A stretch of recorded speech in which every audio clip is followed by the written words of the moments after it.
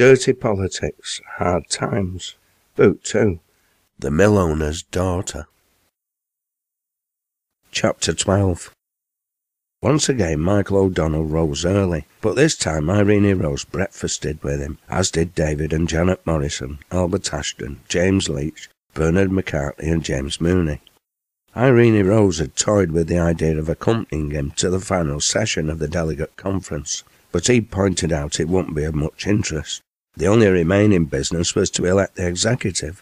Consequently, she decided to take the children down to Mary Upton's with Janet, meet Michael there later, and perhaps go for a walk if the weather remained pleasant. Young Daniel, Robert and David were being entertained and breakfasted by Grace in the kitchen. Both the delegate conference and the Chartist convention started at 9. At 8 the whole party set out, proceeding from Hardwick Green onto London Road. A clear blue, save for a few fluffy white clouds. The atmosphere had obviously benefited from the past week's industrial inactivity. Apart from this unusual situation, things seemed normal with plenty of traffic on the road. However, Irene Rose's nimble mind had picked up one difference. At both ends of the green, where the lanes met the main road, blue bottles were in evidence, one at each junction. She made a point of saying good morning to the constable they passed. He returned her greeting, seemingly unconcerned by the party of 3 children, 2 women and 6 men passing him by. Once they'd crossed the Medlock and walked up the slight slope of London Road to the junction with Straw Street, Irene Rose and Janet said farewell to the menfolk. They peeled off to Ancoats and Mary's kitchen with the 3 boys. At Piccadilly, Michael and Albert wished the Chartist delegates good luck and made their way to the Carpenter's Hall, while the others carried on up Oldham Street to the Reverend James Schofield's chapel on the western side of Ancoats in Every Street. A couple of fustian-coated men standing by a fruiterer's barrow glanced at James Leach and his colleagues as they passed. One of these pulled out a copy of The Guardian and nodded to the other, who began walking in the same direction as the 4 Chartists, hands in pocket and felt hat tilted slightly downwards at the front, as if to cover his face. Once more Mary Upton's yard was full, the month of Sundays keeping the co-op replete with customers throughout the day. They'd cut their prices, both for cooked meals and fresh food, to the bone, and had bread, potatoes and oatmeal for sale at a little over wholesale prices. Additionally, many of their regular customers were being provided with a minimum amount of food on credit, on production of their dividend card, together with proof they were on strike. Young Giuseppe and little Peppo were entertaining the crowd in the yard, but Peppo no longer had his cup, his master having worked out a new system for earning his living, while showing solidarity with those of his customers on turnout. Every evening he took his hurdy-gurdy to Oxford Street and Peter Street to play to the theatre queues, collecting his pennies solely from the bourgeoisie. On these occasions he wore his best Tyrolean costume, complete with his wide-brimmed feathered hat. This, along with Peppo's red and gold military-style jacket, seemed to loosen the purses of the theatre-going public, and ladies in particular. Thus, he provided free entertainment for those who needed cheering up during the day, paid for, courtesy of their masters, and religiously donated a third of his takings to the strike fund collecting boxes in Mary's kitchen. Irene Rose walked into Mary's cottage, the kitchen door being open to allow some ventilation. Janet and the 3 boys remained outside, sat by the wall overlooking the canal. The smell of Cowle stew filled the atmosphere as Amy Redbank stirred the great pot. She looked up at Irene Rose, greeting her with a grin. At the same time, Bella Joseph emerged from Mary's living room. "How are you, Miss Rose?" she asked. "Hello, Bella. I'm fine, thank you. Have you brought Giuseppe?" "See, Miss Rose, but I'm helping Rosa as well. She are working in the nursery today."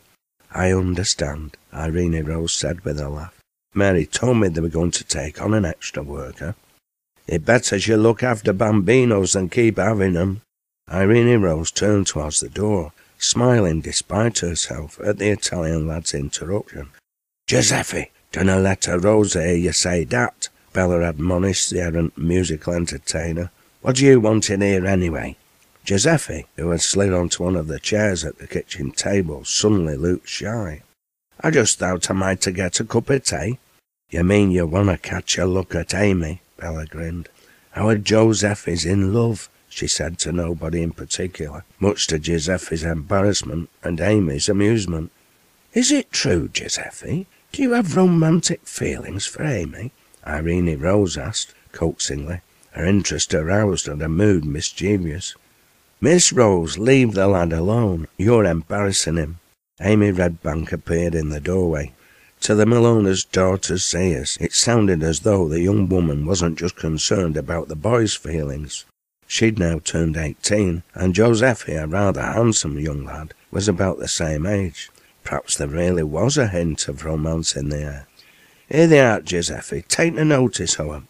Amy placed a cup of tea in front of the lad, winking conspiratorially. He thanked her with a grin, flashing his white teeth. What a time you're finishing tonight, Amy? He asked, his initial embarrassment seemingly banished. I'll tell you later, she replied, barely loud enough for Irene Rose to hear, or perhaps just loud enough, depending on your point of view. Just drink your tea, Giuseppe, and be off with you. I've work to do, she added with a chuckle. Michael O'Donnell and Albert Ashton walked out of the Carpenters all together. All the other delegates had departed long ago, and the two men had stayed behind to tidy up the hall. A 9-man executive committee had been elected, comprising James Collinson of the Powerloom Overlookers, John Connor of the Fustian Cutters, William Duffy, representing the Manchester Tailors, James Farrell of the Dressers and Dyers, Henry Hayes, a mechanics delegate, John Lewis of the Grinders and Strippers, Thomas Melrose, another mechanics delegate, Robert MacFarlane, delegate from the Calico Printers, and Robert Walsh, elected by a public meeting of trades. With the conference over, Michael looked forward to a few hours of relaxation with his wife. Albert looked forward to something to eat at Mary's kitchen, from where he'd make his way onto the Ashton Canal, the towpath of which would provide him with a pleasant walk back to his home in Droylsden. They were walking along Mosley Street towards Piccadilly and the infirmary, Albert marvelling at the stores, their interiors brightly illuminated with gaslights, their shelves displaying all kinds of goods, and their smiling shopgirls busy, assisting customers and taking their money. He noticed the well-dressed ladies, accompanied by their maids, entering and then leaving, loaded with parcels to climb into cabs, patiently waiting outside for them. He wondered if they purchased more when trade in the cotton industry was better. They didn't have stores like this in Droylsden. Suddenly, both men found their attention attracted by a commotion in front of them. They hastened on. A small crowd of well-heeled men and women had gathered in a semicircle, at the centre of which a woman, in a state of some distress, her back slumped against a store window, struggled to raise herself from the pavement. A fine lady, sharp-faced and advanced in years, clothed in black widow's weeds with a fox fur around her shoulders, prodded the poor victim viciously with her parasol. "Come on, you wretch! You can't remain here begging! Be off with you!" Michael pushed his way to the front, Albert close behind. "Can I be of assistance?" he asked, looking down at the struggling female. Her hair hung lank, devoid of lustre, her face grey, pinched and dirty, her clothes in rags and tatters. She could have been 60, but he guessed she was probably 40 at the most. The lady looked at him haughtily, taking in his fustian clothes, and, with the certainty of her class, jumped to her conclusions.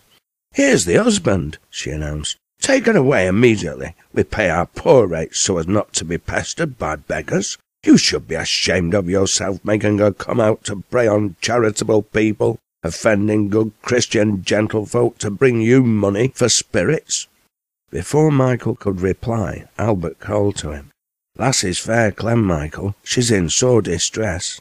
The redhead knelt down beside the hapless victim, taking one of her hands in his. It felt weightless, limp and cold. "Me husband's dying. He has the fever. Help for pity's sake." Her words were barely audible, her breath coming in gasps. "Me children aren't starving. I weren't begging. I've been to the pharmacy for medicine." Albert nodded, noticing the bottle of bright green liquid grasped in her other claw-like hand. No doubt a quack remedy the pharmacist had conned the poor soul into spending a last bit of cash on. Fever meant one of two things in Manchester, typhus or cholera, and no cure for either came out of a bottle. "Dunna worry, love, I'll get thee home. Where dost thou live?" "Bless thee, lad. Reeker Street, Irish Town. Me name's Andrews." "Give us hand, Michael. Let's be getting poor lass home." "Thank goodness," Willow Weeds responded. About to bend down and assist Albert, Michael stopped and turned to the lady once more, who was now staring at Albert's back. "Excuse me, ma'am," he said. Widow Weeds looked him in the eye. "What is it now, my man?" she asked sharply. "I think you should be aware that neither I nor my friend know this poor woman from Eve. I have never met her in my life," he stated quietly, struggling to keep calm despite the anger welling up inside him. "But unfortunately, I do know you, madam." At this assertion, Widow Weeds seemed taken aback. Her mouth moved, but no words emerged. "I've met too far many Christians belonging to your particular sect," Michael continued. "I wish you good day. May your God go with you. May he prick your conscience, and may he have a warm place prepared for you." With that he turned, ignoring her high-pitched scream of "Papist." He assumed she'd either shouted the intended insult because of his Irish accent, or perhaps because she guessed the truth, but lacked sufficient English to pronounce the word agnostic. Either way, it didn't matter. He bent down and helped Albert gently lift the woman off the pavement. She managed to put her arm around Albert's neck, and he in turn cradled her legs with his arms as he lifted her bodily. She seemed almost weightless, as though an empty husk. Michael realised she had the smell of death about her. "Can you manage to hold on to her, Albert? I'll get a cab. She can't walk from here." Albert nodded and Michael stepped into the street, his hand held out. The crowd dispersed, save for a young, well-dressed girl of about 14. She gazed at Albert for a moment, her liquid brown eyes bright below the dark fringe beneath her bonnet, before timidly approaching. Finally she plucked up sufficient courage to hold her hand out to him. A silver shilling piece shone bright in her open palm, a full day's wage for many. "I'm so sorry for the behaviour of my aunt," she said in a half-whisper, an expression on her pretty face that Albert was to describe later as ever so solemn. Albert shook his head but smiled at the youngster, touched by her generosity. "Thank you, miss," he replied. "It's ever so kindly of you, but I think the poor lass is needing help money just canna buy." The girl stared at him for a moment and then turned on her heels to walk briskly away in search of her aunt, but not before Albert saw the tears welling up in her soft bright eyes. "There's hope for thee yet, little lass," he thought to himself. "Dunna let your aunt or outhouse corrupt you." He looked down at the woman in his arms. The arm around his neck had suddenly relaxed. Mrs. Andrews' eyes were open, but they no longer seemed to reflect the light. "Michael, Michael," he shouted. "Lass has gone. We'd best get her to the infirmary and then get to the children and husband." As he said this, a hansom cab pulled over with a snort from its horse and came to a halt next to the Irishman.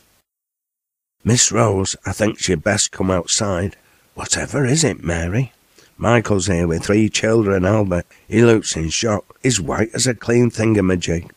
Irene Rose left the kitchen like a shot, leaving Janet and Mary with the children. Michael and Albert sat at a table inside the dining room, each with a young child on their laps, and an older girl sat next to them, cuddling up to Albert. "What on earth's going on, Michael, love?" Irene Rose asked. The trade union organiser didn't respond. He stared at the wall blankly, one hand supporting the back of the baby sat on his knee, the other cupping its head. He looked completely exhausted and forlorn. "Michael's had a bad time," Albert informed her quietly. "He's found an old workmate of his, stone-cowed dead, with these weans on floor around him." Who was it, Albert? Do you know?" "Jimmy Andrews, Michael told me. Typhus got him bit sound of it," Albert explained. "We came across the old lad's missus in Mosley Street. She died in me arms, poor lass. Doctor told me it were Clemming what killed her. She starved to death. I think last month spent her last bit of money on medicine for her husband and fodder for children. They seem well fed." She pulled up a chair and sat down next to Michael. She put her arms around him, but he still didn't respond, continuing to stare at the wall as though in a world of his own, whilst gently cupping the head of the child sat on his knee. Glistening tears running freely down his cheeks provided the only movement on his broken, immobile face. The millowner's daughter felt completely helpless, not sure what to do, save hold on to her husband until he was ready to communicate. Whilst Michael and Albert had been dealing with the aftermath of the Andrews family disaster, the Chartist Convention discussed its own problems, both internal and external. The convention elected a Carlisle delegate, James Arthur, as chairman, and the 60-odd delegates present tried to cope with their more mundane business, with a view to clearing the way for the major debate on the general strike, and their attitude to it the next day. Those present from the manufacturing districts, especially those from Staffordshire and Lancashire, had assumed the National Charter Association would not only welcome the workers' actions, particularly as most workers were expressing support for the Charter, but would seize the opportunity to provide the strike movement with a national political leadership. Unfortunately, the reality was far more confused. Fergus O'Connor, whom all too many saw as the Chartist movement, remained convinced the whole affair was not only an anti-Corn Law League plot, but that the League were in control of events. He was making it clear at every opportunity he could, through the means of whispers behind the scenes, rather than openly to the convention, that the trade union action was out of order, shouldn't be supported, and was counterproductive. In doing so, he studiously ignored the fact the mill hands, miners and potters had little alternative but to take action or go under. In this, he was essentially resorting to type. Although the acknowledged leader of the physical force wing of Chartism, he'd always viewed the trade unions as a source of recruits, rather than the embodiment of basic working-class organisation, and an essential ally in the struggle to make the Charter law of the land. O'Connor hated mechanisation and the whole factory system. He harked back to a pre-industrial age and a tranquil, idyllic agrarian society that had never actually existed. This came as a shock to some, but not to James Leach and his allies. They were only too aware of Fergus's weaknesses as well as his strengths, not least amongst which were his great speaking abilities, his capacity to attract a crowd, and the fact he owned what was possibly the most successful and influential paper supporting the emancipation of the working classes in Britain, the Northern Star. The paper had a circulation of over 50,000 and a readership of at least 20 times that number. Whilst the delegates and personalities at the convention were weighing the strengths and ideas of the various competing factions and determining how to best advance their own views, life in the external world carried on. More workers were rapidly coming into action, defending themselves and their families against swinging wage cuts, starvation and destitution in all the manufacturing districts, north and south. All were increasingly finding themselves in conflict with both civil and state authorities, as well as their individual employers. The rules of laissez-faire, insisting the state should keep out of industrial matters, were fine and regarded as omnipotent by the middle classes. Omnipotent, that is, until the point where their interests were also threatened. As soon as that situation arose, the middle class cried foul and sought state intervention, as long as that intervention was solely on their side. In this regard, the manufacturers had no problem. Neither law, church, nor state were likely to side with the poor, and in the Britain of the 1840s, all working people, without exception, were poor. Turnouts had now become the order of the day in the Leeds area of the West Riding of Yorkshire, in the manufacturing districts of Bramley, Calverley, Pudsey and Stanningley. Over 6,000 mill hands had ceased work, and all mills in the area were at a standstill. From there the strikers marched on to Armley, Farnley, Holbeck, Hunslet and Wortley, before proceeding to remove or drive in boiler plugs in Leeds itself. At more than one manufactory, the strikers met resistance, and reports of clashes with police and troops abounded. At a mill in Leeds, Prince George and his lancers took to the field of battle, and were finally successful in dispersing strikers. Whereabouts the strikers dispersed to and what they did next is another story. One thing's certain, they didn't return to work. At the mill of Titley, Tatham and Walker, in Water Lane, in the town of Leeds, Magistrates read the Riot Act. The Blue Bottles arrested 38 hands, although it took the deployment of troops with 2 field artillery pieces to cow the workers in this particular offensive. The West Riding mill workers may have been dilatory in joining their Staffordshire, Cheshire and Lancashire comrades in struggle, but once having taken their decision, they didn't seem to lack a fighting spirit if the widespread deployment of troops and police was anything to go by.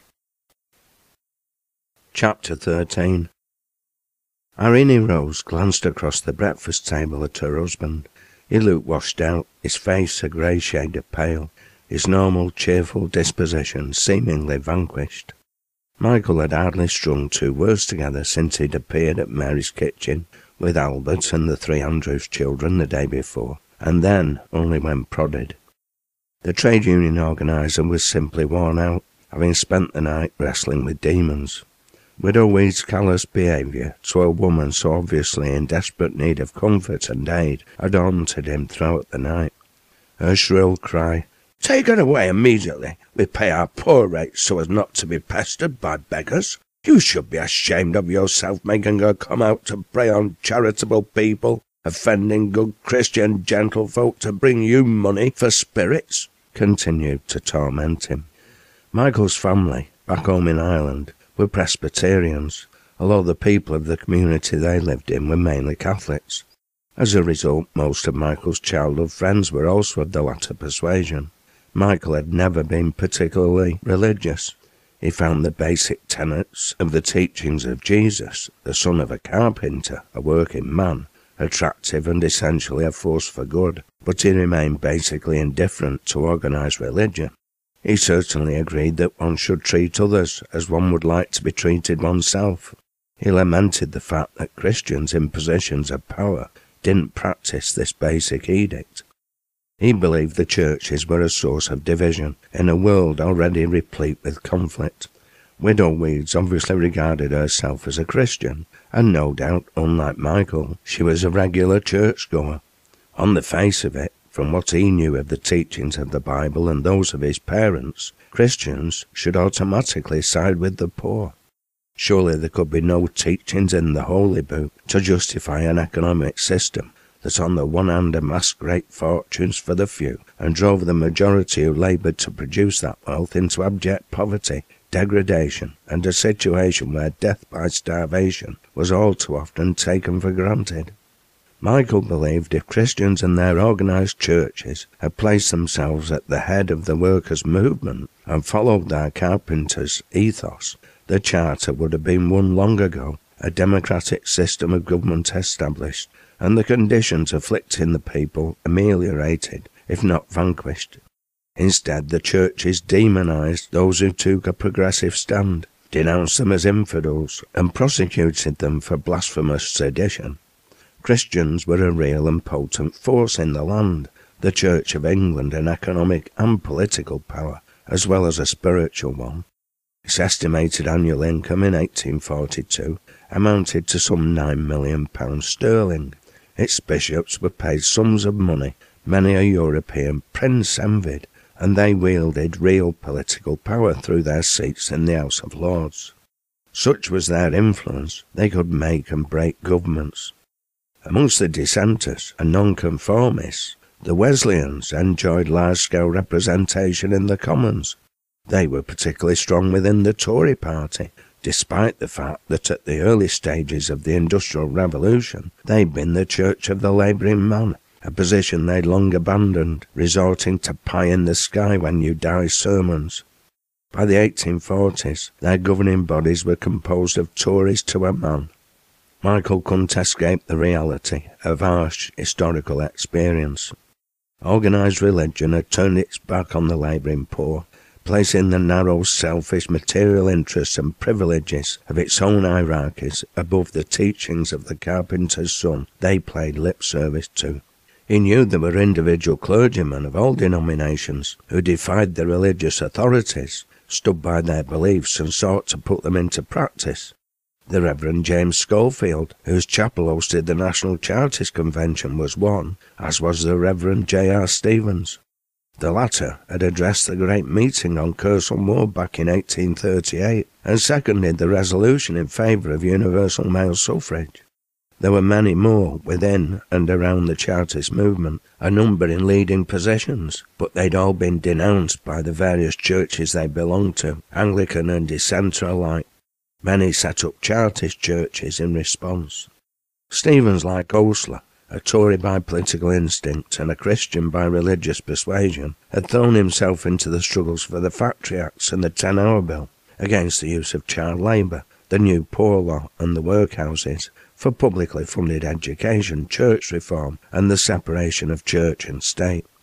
Like Osler, his brand of Toryism considered the welfare of the people the most important issue facing society, and his Christian beliefs insisted the rich and powerful had a God-given duty to protect the poor, to alleviate their distress, and attack and vanquish its causes. As time went by, his anger and frustration at the stand taken by the churches of all denominations led him to excess and the use of inflammatory language. Renowned for his sermons inspired by the God of battles, he often urged the poor to resort to violent methods, inciting them to resort to sabotage and even armed struggle.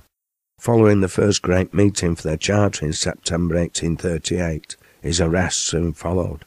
On December the 27th, he faced 3 separate charges of attending illegal meetings, using seditious language and blasphemy.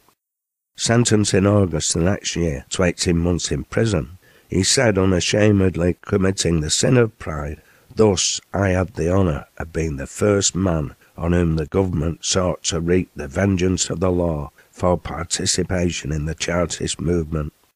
He severed himself from the Chartists following his release from prison, but devoted the rest of his active life to social work and the cause of the labouring poor.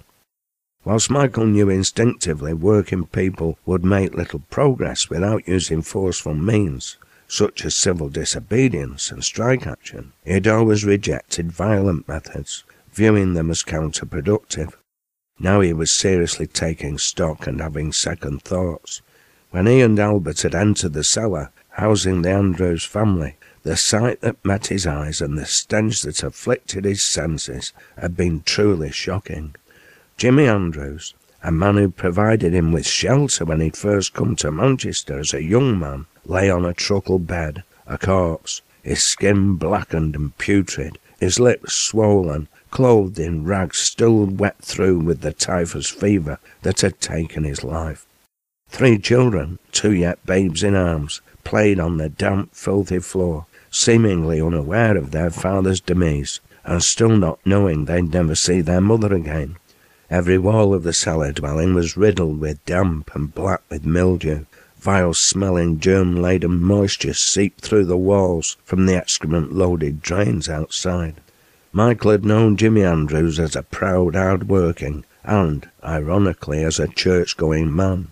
Yet he and his beautiful wife, a woman who starved herself to death to feed her children and nurse her man, had been reduced to this by a dehumanizing economic system. The children, both parents must have loved dearly, for they had given them bread when they had none, were now destitute orphans, facing a future worse than slavery, and Michael knew with a certainty that was absolute, widow weeds and her ilk, those who falsely professed to be charitable Christian gentlefolk, simply couldn't give a damn.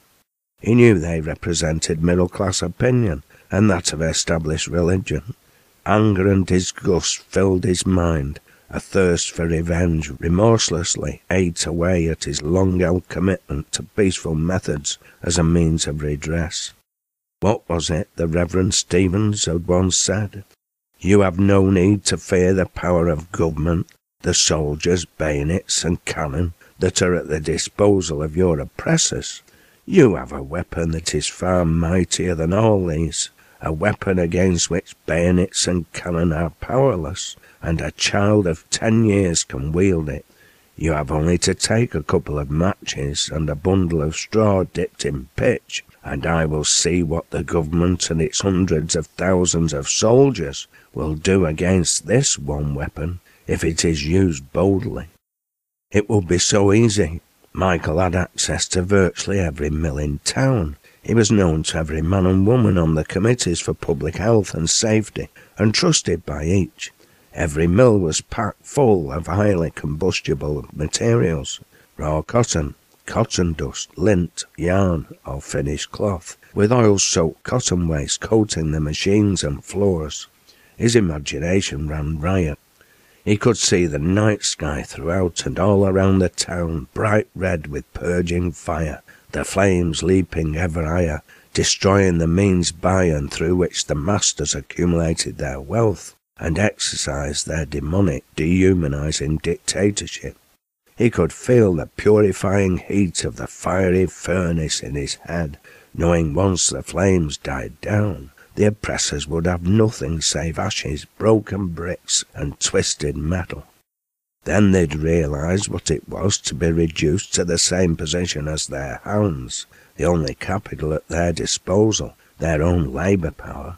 Perhaps that might put an end to their hypocritical preaching that the poor shall inherit the earth, if only they'd hold their tongues, be obedient, and wait patiently for death to open the gates of paradise. A shrill, determined voice assailed him.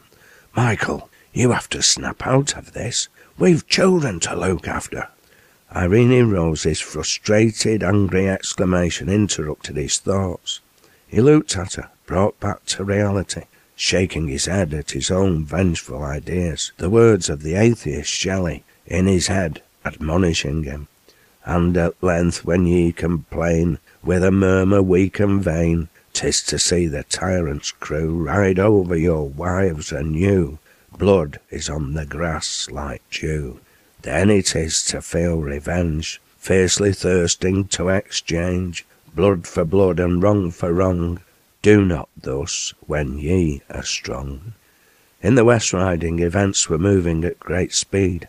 General Brotherton arrived in the walled town of Leeds that Thursday to take overall command, with some 1,200 troops at his disposal. A temporary barracks was made of the White Cloth Hall. The town remained relatively quiet. Coal miners had abandoned work at the Middleton and Hunslet pits. The 38 prisoners taken the previous day appeared before the magistrates.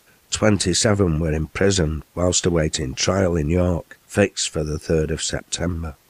In Manchester, Salford and the neighbouring mill towns, peace and quiet prevailed, the workers very much in control, patiently awaiting the outcome of the Chartist Convention, although on the streets there were obvious signs panic was beginning to get the better of the bourgeoisie. Troops and cavalry processed along the major thoroughfares, horse-drawn artillery pieces much in evidence. If they intended to cow the workers into submission, or draw them into violent action, it wasn't working. The mills remained closed, and workers showed no great desire to risk their lives by needlessly throwing themselves against bayonets or bullets. O'Connor still remained convinced the whole situation was an anti-Corn Law League plot to discredit the Chartist movement, although he too remained quiet, deploying his employee William Hill, the influential editor of the Northern Star, to carry out his dirty work. Peter Murray McDowell addressed the convention on behalf of the Executive Committee, urging all present to adopt the resolution, already carried at numerous meetings and by the Conference of Trades delegates, arguing all labour should cease until the People's Charter became law of the land. William Hill led the opposition against, but unfortunately for him, the vast majority of those speaking didn't agree. Cooper supported McDowell and the executive, arguing he'd vote for the resolution. The spread of the strike would and must be followed by a general outbreak, he contended. The authorities of the land would try to quell it, but we must resist them. There was nothing now but a physical force struggle to be looked for. We must get the people out to fight, adding, if they were united, they must be irresistible. When it finally came to the vote, Fergus O'Connor emerged from his self-imposed isolation, finally casting his vote with the majority, having waited until he was absolutely sure which way the wind was blowing. In reality, the convention had little choice but to throw its weight behind the strike. As James Leach pointed out, failure to do so would have damned it in the eyes of the working class forevermore, and placed the Chartist movement in the same position as the Anti-Corn Law League. As soon as the news became public knowledge, the strike became national. Within days, turnouts were reported as far afield as Cornwall, Dorset, Somerset, Norwich and Peterborough, and throughout the manufacturing districts of Scotland and Wales. As Cooper had predicted, more troops were speedily brought into action. The Grenadier Guards mobilised, backed by the artillery, the 73rd Regiment and the 34th Regiment of Foot. Mass meetings of workers in London and other major centres were dispersed with naked military force. After the meeting, James Leach gathered the Manchester and local delegates together, impressing upon them the importance of remaining vigilant to avoid returning to their homes, sure that arrest warrants would be issued. The four who stayed at Matthew Etherow's the previous evening made their return journey separately and to new safe houses, save for David, who returned to his wife and children at Matthew's by a circuitous route. Leach had secured accommodation with his old friend, John Doughty. Chapter 14. By Thursday evening, Michael O'Donnell had dismissed the black dog from his shoulders and managed to assimilate the news of that day's events.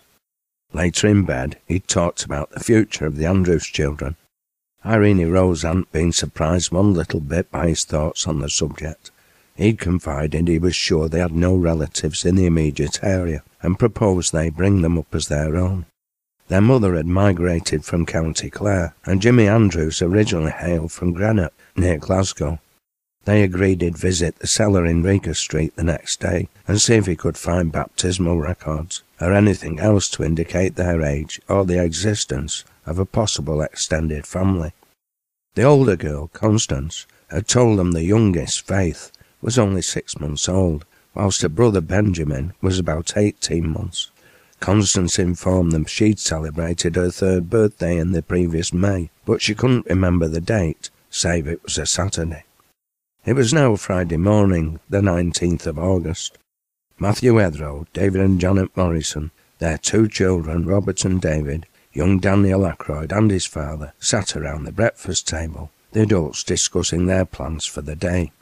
David Morrison had expressed his eagerness to get back to the Bridgewater foundry in Patricroft to make his report to the workers who'd elected him.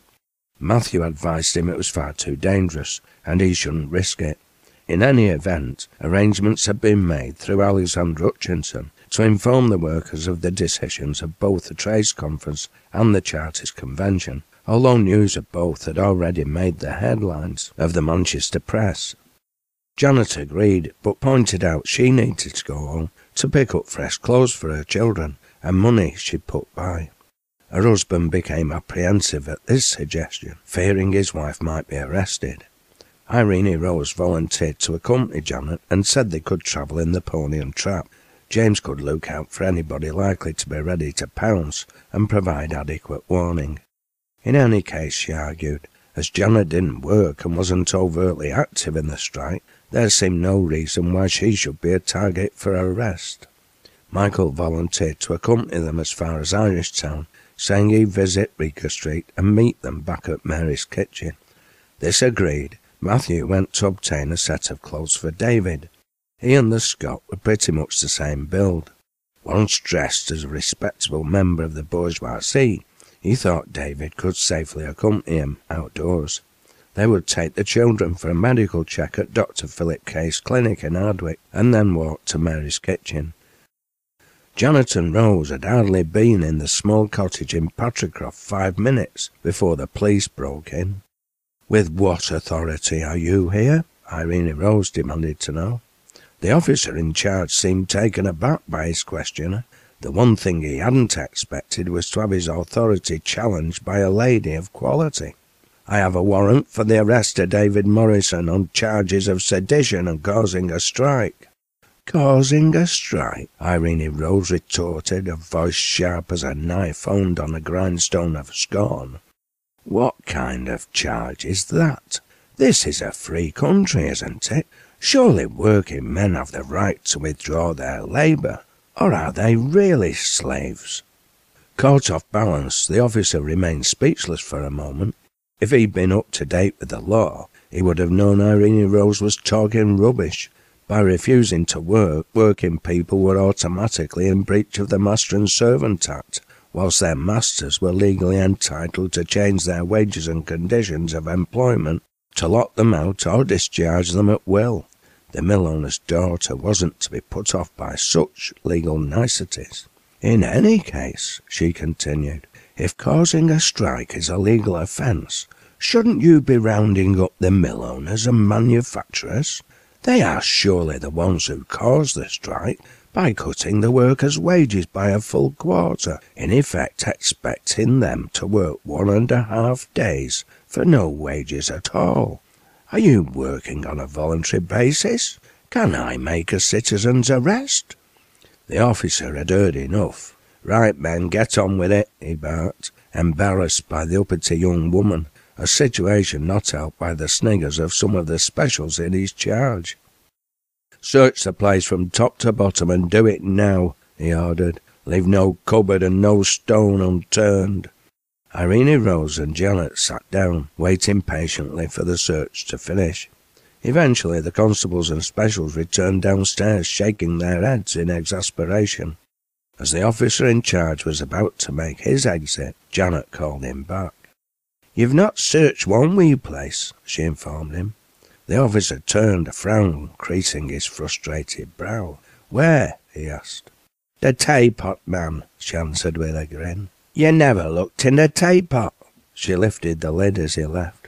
I haven't any tea, she confided to Irene Rose, but I do have me wee bit of savings in here. Irene Rose laughed as a triumphant grin lit up Janet's face. At that moment the Glaswegian reminded her of Bess Ackroyd. She had the same dry sense of humour and ability to remain calm in times of stress and adversity.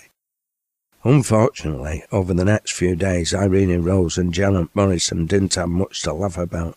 The government made its mind up to put down what they were now convinced was an insurrection, and once they'd made up their mind, their response was swift, decisive and forceful. Daniel Maud Esquire again changed hats, and having given the strikers a welcome to Manchester 2 weeks previously at the behest of his Anti-Corn Law League associates, now set about arresting them on a mass scale, no doubt disgusted they had failed to support repeal of the Corn Laws, as they should have done. This time David Morrison didn't escape. A total of 59 men who either attended the Trades Conference, the National Chartist Convention, or were active leaders of the strike in the Manchester area, were seized and held for trial in Lancaster the following March. Throughout the country over 1,500 were arrested, particularly strike leaders and Chartists from the potteries in Staffordshire, who had been on strike the longest. Of the Manchester men, out of the 15 leaders who had addressed mass meetings of the Hyde, Ashton-under-Lyne, Stalybridge and Duckenfield workers, 13, all Chartists, had been arrested, namely William Woodruff, William Aitken, Richard Pilling, Alexander Sandy Challenger, James Fenton, John Durham, Patrick Murphy Brophy, George Candelet, William Stevenson, Thomas Storer, Thomas Mahone, John Leach and John Crossley. Of those attending the Trades Delegate Conference, 10 were arrested, including William Woodruff, John Leach and James Candelet from the above list. The rest were John Lewis, Bernard McCartney, James Mooney, David Morrison, Thomas Pitt, Augustus Frederick Taylor and Albert Wolfenden.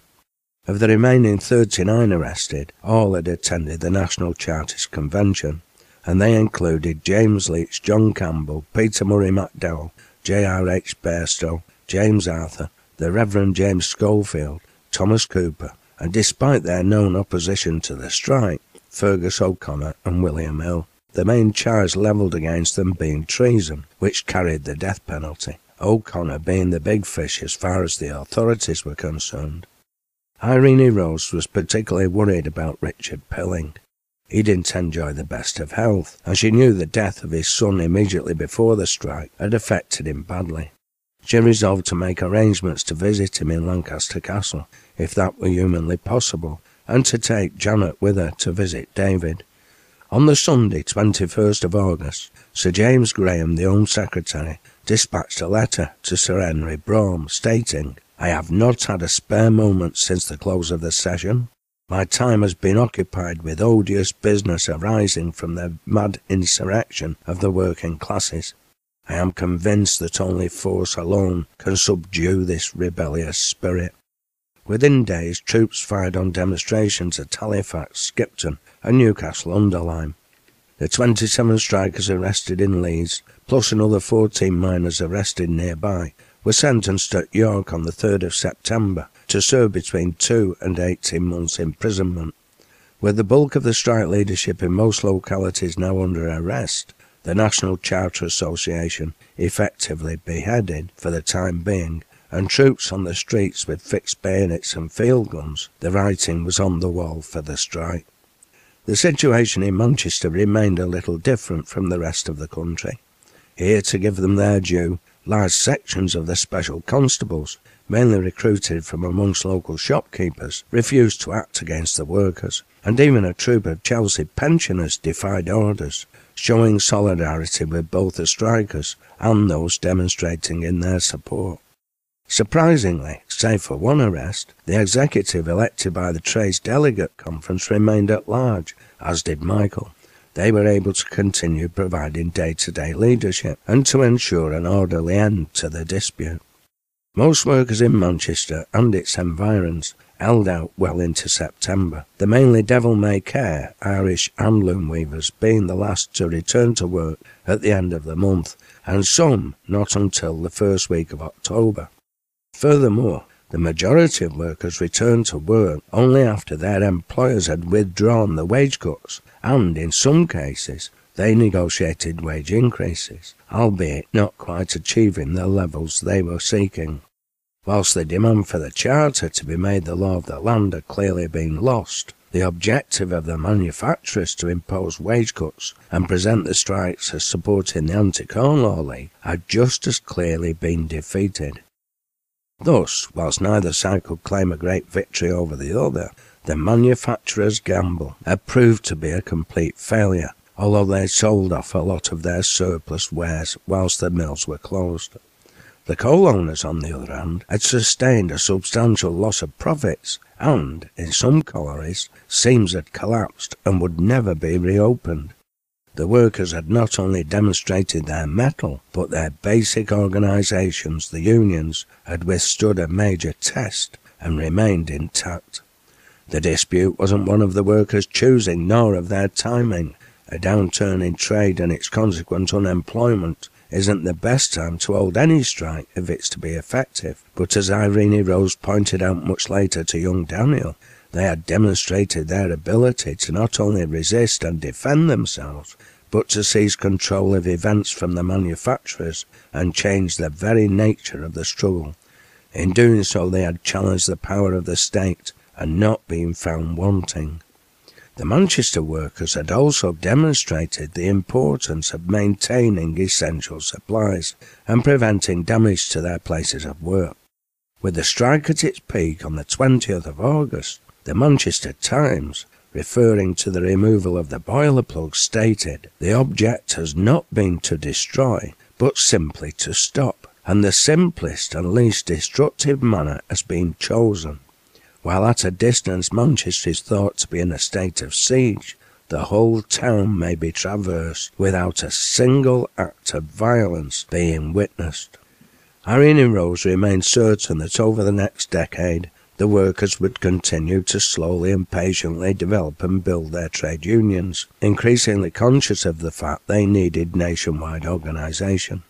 They'd no doubt experience setbacks and defeats, suffer privation and all manner of adversity, and many would be imprisoned or be transported halfway across the globe, and some would sacrifice their lives. But she knew they had set out on a path workers all over the world would emulate. In the aftermath of the strike, class relationships in Britain would never be quite the same again. She was confident the National Charter Association would be rebuilt and transformed into a prototype working-class political party, its remaining middle-class adherents finally breaking away. What she couldn't know was that in less than 6 years, the association would be put to one further great test. The Whigs and the Tories, the two main political parties, would also discover they were not immune to the consequences of recent events. A major realignment of the main political organisations in Britain would take place in the not-too-distant future, as the establishment reorganised its own forces and structures, not least to delay the increasingly inevitable extension of the franchise to sections of the working class.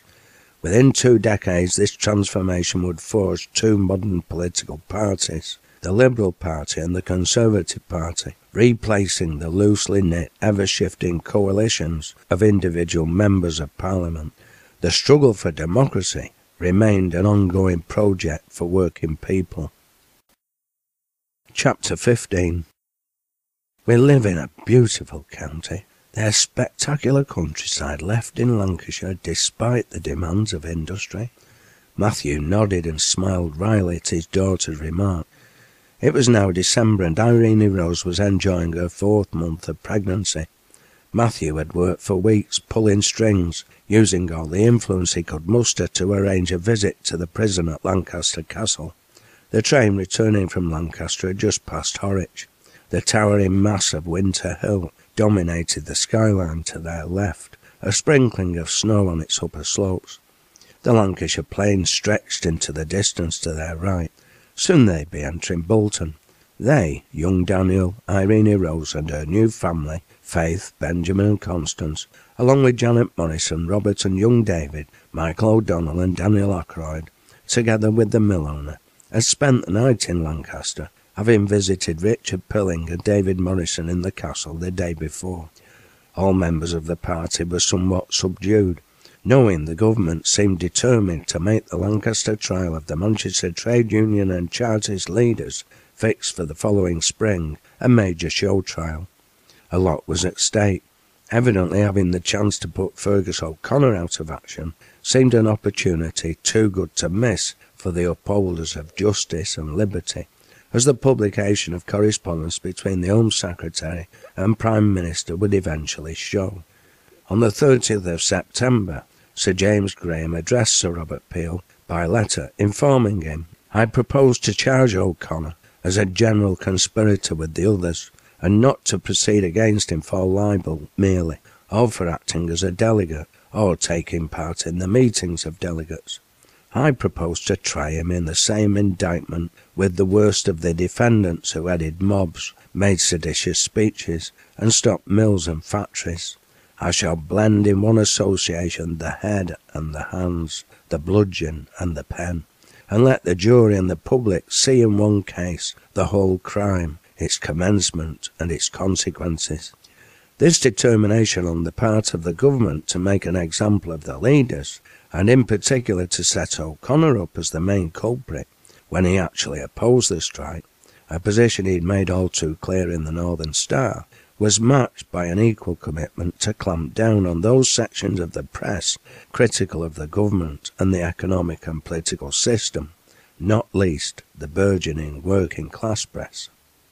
On the 15th of October, in a letter to Sir James, Sir Robert Peel wrote, "I think the public would support us just now, after the experience of recent events, in prosecuting the editors and publishers of some of the worst papers.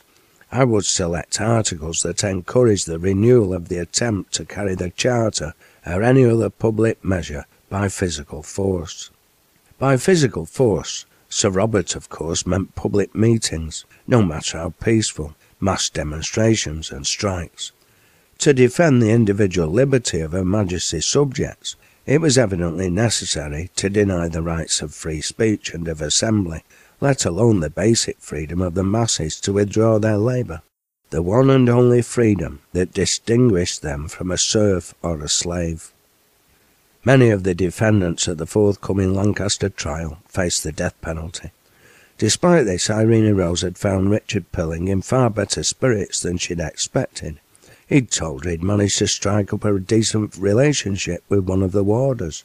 This kind and worthy gentleman brought him books and pamphlets to read, together with writing materials. He also smuggled the Northern Star into prison for him, thus risking his own position. Richard had commenced writing a book and seemed to be in good health as well as in good spirits. Irene Rose had promised him she'd visit his family, Having thanked her, Richard pointed out that from a purely economic point of view, both they and he were better off.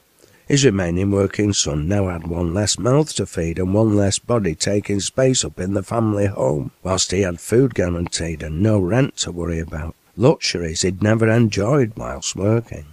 When asked about his diet, he laughed.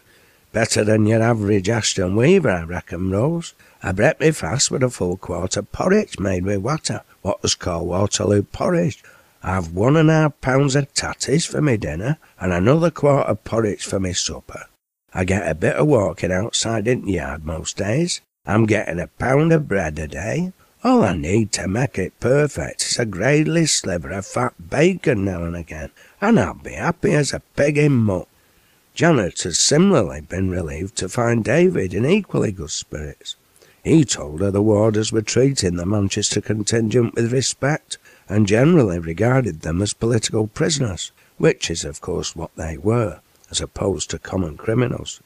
Surprisingly, he was of the opinion that by the time they came to trial, the government's position would have softened, and the death penalty would cease to be an option. "You ne'er know, Janet, we may end up in Australia," he joked. "They say many of us Charties out there. They'll have reeked to vote by the time we arrive there." Whether David had inside knowledge she did not know, as she confided to Irene Rose later that evening, after they put the children to bed. David's big problem had always been his propensity to allow hope to triumph over experience, but nonetheless she found her husband's attitude more than a little comforting. "Good night, Auntie Rose." "Good night, Daniel, my love. Sleep tight. Make sure the bugs don't bite." She slid her hand through his dark hair and kissed him. He turned over, his eyes already closed, tired out from his journey and the day's adventures. "Mum used to say that to me." The girl's voice floated across the room. Irene Rose turned to the bed in which Constance was about to go to sleep. The youngster sat upright, her back supported by a pillow, her dark hair tumbling over a white shift. "Did she, little one? My mother said it to me every night without fail." "Where is your mum, Mummy Rose?" "She's dead, Constance. She was taken away from me when I was still a young girl." She crossed the room, sat on the side of the bed, and slid her arm around her adopted daughter. "Oh," the youngster responded, as though this information was unexpected. "Dost thou miss her?" Irene Rose nodded, a smile on her face. "Yes, Constance, I do, and I think of her every single day." She gazed into the child's dark brown eyes and smiled once more. "We just have to get on with life and remember the good times we had together, don't we? If we remember those we love, they're always with us, really, don't you think?" Constance just gazed back at her, saying nothing for a moment. Then she nodded her head. "Mum told me if aught bad happened, I had to look after our Benji and Faith. She said us mun stay together." "Your mum was quite right, Constance, and that's what we'll do. You, Faith and Benjamin are part of my family now, and there's a new brother or sister on the way for you." Constance smiled. "Mummy Rose, can I help you when the new baby comes?" she asked. As Irene Rose left the children's bedroom, Janet stepped onto the landing and quietly shut the door to the adjoining room. "The bairns are awa'," she said to Irene Rose with a smile. "Can we have a wee talk?" "Of course, Janet. What is it?" "I need employment. May your feyther be wanting any hands, Rose? I really do need work. I'll do anything." "I'm not sure, Janet. The best thing to do is to ask him. He won't bite. What I do know is he's just landed a big contract to supply yarn to a company in Belgium." She suddenly frowned. "Didn't you once tell me you were a seamstress?" Janet nodded. "Aye, I believe I did." "I think we should talk to Father right now. I know he's been having discussions with Mary Upton about forming a new workers' cooperative to manufacture clothes for mill workers. They'll need seamstresses." Chapter 16. December passed into January, and 1842 gave way to 1843. Before the Etherow household knew it, the cold, bitter winter had passed, and spring was on its way. It was the beginning of March, and by the middle of the month Irene Rose would be 8 months pregnant. Janet Morrison had undertaken a temporary job, assisting with the bookkeeping in Gibraltar Mill, and become very much involved in the preparations for the new producer co-op, backed by Matthew and Mary Upton. She and her children were now permanent guests of Matthew and the O'Donnells, and would remain so until after the trial. Young Daniel stayed with Irene Rose most evenings during the week, but always spent some time each day with his father, as well as Saturday evenings and Sundays. Faith, Benjamin and Constance continued to thrive, Constance proving to be a bundle of mischief on the one hand and a great entertainer of her siblings on the other.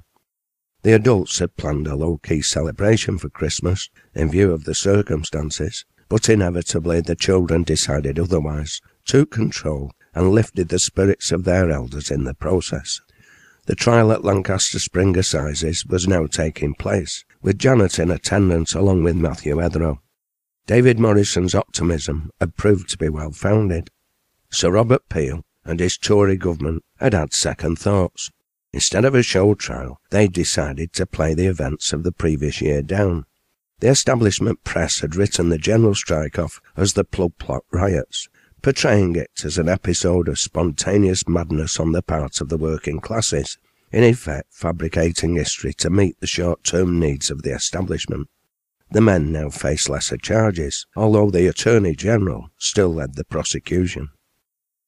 "Gentlemen of the jury, I now leave me case in your hands. Whatever it may have been with t'others, it has been a wage question with me, and I dare say that if Mr. O'Connor has made it a Chartist question, he has done wonders to make it extend through England, Ireland and Scotland, but it was always a wage question and 10 hours bill with me." Richard Pilling glanced across the courtroom and fixed his eyes on the prosecutor, the Attorney General, as if daring him to contradict his assertion, before turning back to the jury. He drew himself up to his full height, standing erect.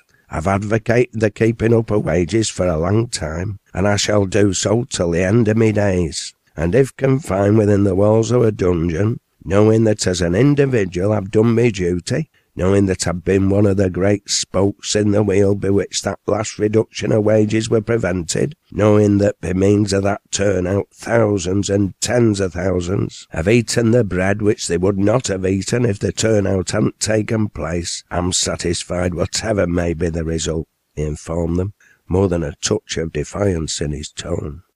"With these observations, I shall leave you to perform your duty.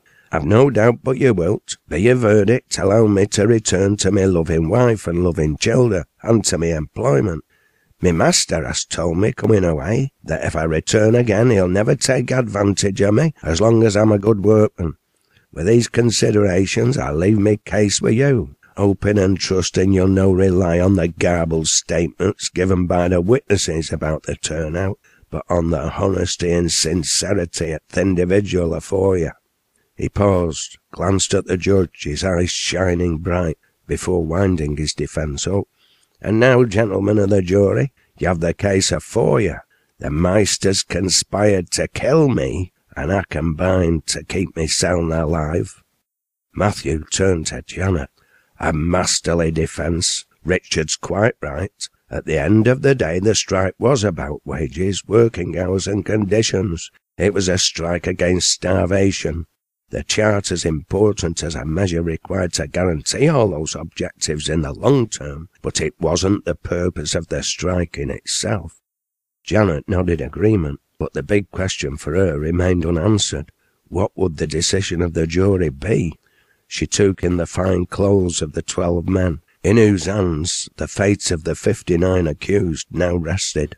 The sight provided little room for comfort. All were middle class, and unlikely to allow facts or basic human sentiment, let alone simple justice, to influence their judgment. In this she was quite right. According to the court record, the foreman of the jury was James Anderton, Esquire, of Duxbury. The rest were Charles Armstrong of Everton, a merchant, Isaiah Ashley of Kirkdale, another merchant, James Rothwell Barnes, Esquire, of Great Lever, a gentleman, James Blythe, Plymouth Grove, Charlton upon Medlock, Manchester, gentleman, Edward Brooke of Rusholme, merchant, Thomas Edgley of Rusholme, merchant, Thomas Haig of Wavertree, merchant, Richard Harrison of Burnley, of no employment and presumably a retired gentleman. William Scott, another gentleman. Forsyth William Smythe of Toxteth Park, merchant, and Charles Storrs, a manager of Kennedy Brothers, Manchester. Edward Brooke, Thomas Edgley and James Blythe were all known to Matthew. The latter was a near neighbour of another friend, the author Elizabeth Gaskell, who also lived on Plymouth Grove in Charlton-upon-Medlock. Matthew thought he might be sympathetic to the workers' cause, as he knew Gaskell was. As for the rest, he didn't know their views and could only assume the worst. In this regard, neither he nor Janet were far wrong. After a trial lasting 8 days, the jury found Janet's husband guilty, as they did Frederick Augustus Taylor, James Arthur, Jonathan R.H. Bairstow, Robert Brooke, John Campbell, Thomas Cooper, George Candelar, John Durham, Christopher Doyle, James Fenton, James Leach, John Leach, James Mooney, Bernard McCartney, William Aitken, John Aram, William Beasley, Alexander Challenger, George Julian Harney, William Hill, editor of the Northern Star, John Hoyle, John Norman, Fergus O'Connor, Richard Otley, Samuel Parks, Thomas Railton, Robert Ramsden, James Skevington, and William Woodruff. Peter Murray MacDowell had been found guilty in his absence. He'd rather wisely taken a much-needed holiday in France with a few revolutionaries he happened to be acquainted with. Much to Janet's and Matthew's relief, Richard Pilling was found not guilty, as were Patrick Murphy Brophy, James Chippendale, Joseph Clark, John Crossley, Thomas Fraser, John Lomax, Thomas Mahone, David Ross, Albert Wolfenden, Thomas Storer, William Booth, John Fletcher, James Graspy, John Massey, the Reverend Schofield, William Stevenson, James Taylor, and Thomas Brown Smith. The rest of the accused, John Atkinson, James Cartledge, George Johnson, William Schofield, John Thornton, John Wilde, and Thomas Pitt, were acquitted by consent of the jury. Although the death penalty had been ruled out as a result of lesser charges being brought against the men, those found guilty still faced long prison sentences or transportation. The trials of those from the Potteries in Staffordshire generally provided no comfort at all in this regard. 54 men in total had been sentenced to transportation to Australia, 3 for 7 years, 18 for 10 years, 9 for 15 years, 13 for 21 years, and 11 for life. Janet and Matthew returned to Manchester the day after the trial, with those found not guilty. Janet having been refused permission to see David, who, like the rest found guilty, now awaited sentencing. On the return journey, she seemed to remain calm. She spent most of the time on the train in conversation with Richard Pilling and Patrick Murphy Brophy. At one point, somebody had asked Richard how he felt. He'd replied, "Well, I'm no dead and I'm no in jail, so I mun be half free, I guess." Janet had joined in the general merriment, but Matthew knew deep down she must be hurting badly, devastated by the prospect of being separated from David, the husband and father of her children she loved so much. The best she could hope for now was that her husband be sentenced to transportation to Australia. At least she could follow him with the children, and hopefully they could build a new life together. Chapter 17. Late afternoon of April the 13th, a Sunday, found Irene Rose under some stress, convinced she was about to go into labour. Michael had carried her up to bed, and he and Janet were now in the pony and trap heading for Mary's kitchen to seek Mary Upton's assistance. Daniel Ackroyd had called round to the house earlier that morning with young Daniel. He'd picked up young David and Robert to take them for a walk. As Michael turned the pony into the yard, a voice hailed them. "Janet! Michael!" As they turned towards the sound, James Leach, Bernard McCartney and David Morrison came running towards them. Janet could hardly believe her eyes. She stood up and jumped out of the trap into the open arms of her lover, almost knocking him over in the process. They hugged, kissed, laughed and hugged and kissed again. She drew away from him, her hands on his shoulders, gazing into his smiling eyes, not sure if she could believe her own eyes or any of her senses. It just seemed too wonderful to be true.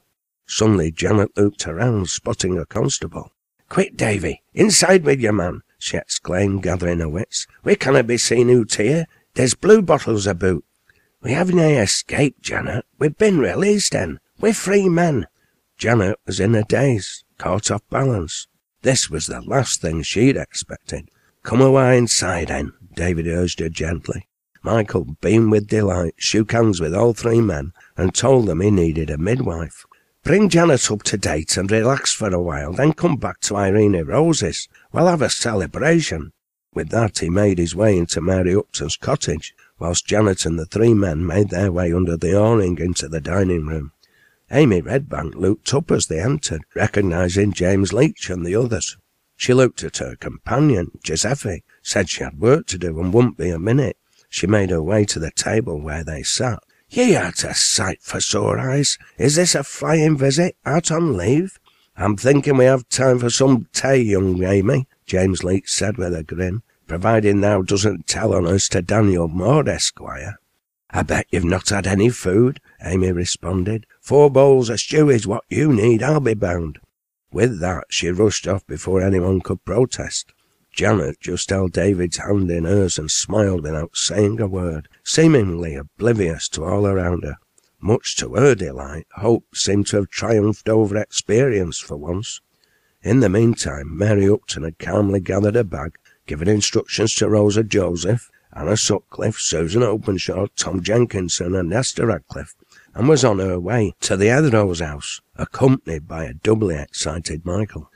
"Irene Rose will never believe this," he said with a grin all over his craggy face. "I think Irene Rose maybe has other things on her mind this minute," Mary suggested to the father-to-be.